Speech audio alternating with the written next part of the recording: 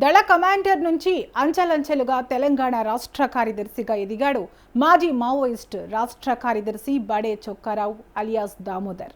దాదాపు 30 ఏళ్లుగా అజ్ఞాతంలో ఉన్న దామోదర్ లొంగిపోయిన తర్వాత చట్టపరమైన ప్రక్రియలు ముగించుకుని తొలిసారిగా తన స్వగ్రామమైన కాల్వపల్లికి చేరుకున్నారు.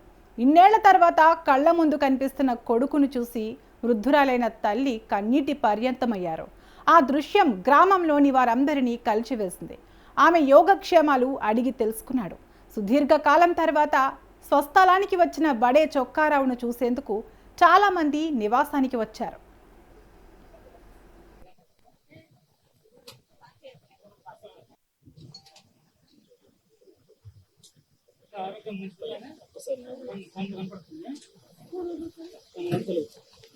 ఎన్ని రోజులు అవుతాను కనపడక? ఏడాది అవుతాను.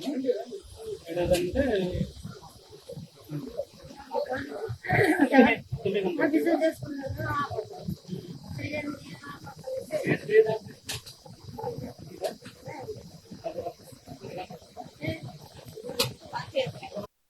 మాజీ మావోయిస్టులు లొంగిపోయినప్పుడు ప్రభుత్వం వారికి పునరావాసం కల్పించి సాధారణ పౌరులుగా జీవించేందుకు అవకాశం కల్పిస్తుంది.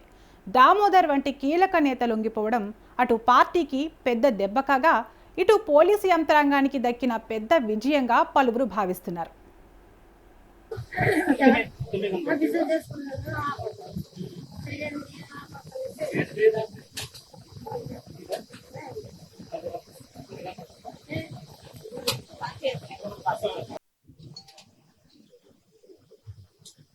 ఆరోగ్యం కనపడుతుంది. ఎన్ని రోజులు అవుతాను కనపడక?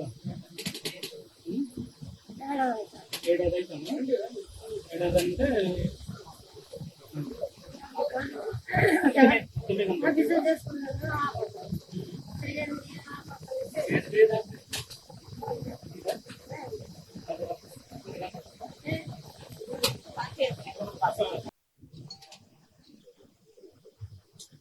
ఆరోగ్యం కనపడుతుంది. ఎన్ని రోజులు అవుతాను కనపడక? ఏడాది అవుతాను. ఏడాది అంటే